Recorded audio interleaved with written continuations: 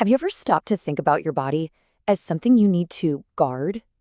In this explainer, we're going to dive into a really powerful metaphor for intentional living. It all comes from this simple but honestly profound story about guarding the gates. All right, so let's get into it. You know how the biggest ideas, the ones that really stick with you, often come from the simplest moments? Well, that's exactly what happens here. It all starts with just a single question. So I want you to picture this. The sun's going down by the Jordan River. The crowds have all gone home for the day. And the prophet John the Baptist is approached by this young man who's been waiting around pretty patiently because he's got this one question he just has to ask. And that's it. That's the question that kicks this whole thing off. I want to know why you live so simply. I mean, it's a pretty direct and personal question, right? But here's the thing. John's answer? It wasn't just about him. It's for all of us. John basically says, look, this isn't just me trying to be different. He explains that his whole lifestyle is based on a fundamental principle, a kind of framework that really anyone can use to guide their own choices. Okay, so what is this big principle? Well, this is where it gets really interesting. John lays out this core metaphor, this one big idea that just changes how you see everything. The whole concept comes from this idea that our bodies aren't just, machines that get us from A to B. They're sacred spaces, temples. And when you start thinking that way, wow, that's a huge mental shift. So let's break that down. The body temple. The idea that your body is a sacred place that needs real, intentional care.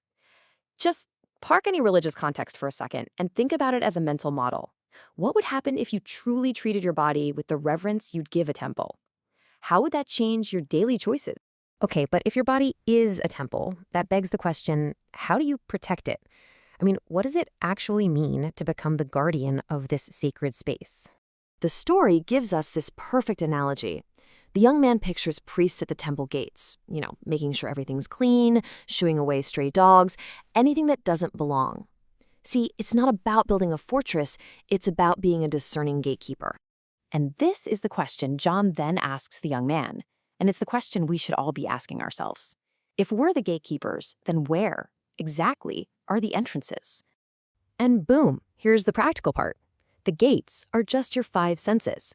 Sight, what you watch, hearing, what you listen to, smell, taste, and touch. These are the entry points. And suddenly, this big abstract idea becomes super concrete. It's about your media diet, the music you listen to, the food you eat, the people you hang out with, everything. So guarding the gates, that's about controlling what we let in. But what about maintaining the temple itself? The upkeep. This is where the metaphor gets even bigger, moving from just the gates to a whole blueprint for health. This framework offers 8 principles for well-being, and they're called the true remedies.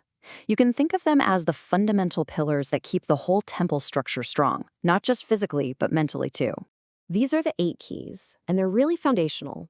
Nutrition and exercise, water and sunshine, temperance, which is really just self-control, clean air and getting enough rest, and finally, trust.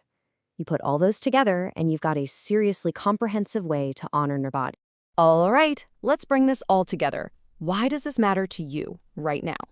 How do we take this ancient story and actually turn it into a modern practice? The conclusion of the story is so powerful. The goal is not to follow some strict, joyless set of rules. No way. The real goal is to get so in tune with this idea of your body as a sacred space that you naturally gain the wisdom to make choices that honor it. And this is the final piece of advice John gives.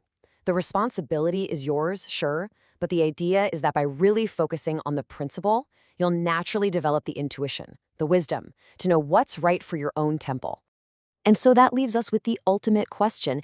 It's not about what you did yesterday or what you'll do tomorrow. It's about the choices you're making right now, thinking of every sight, every sound, every taste as something you're either allowing in or keeping out of a sacred space.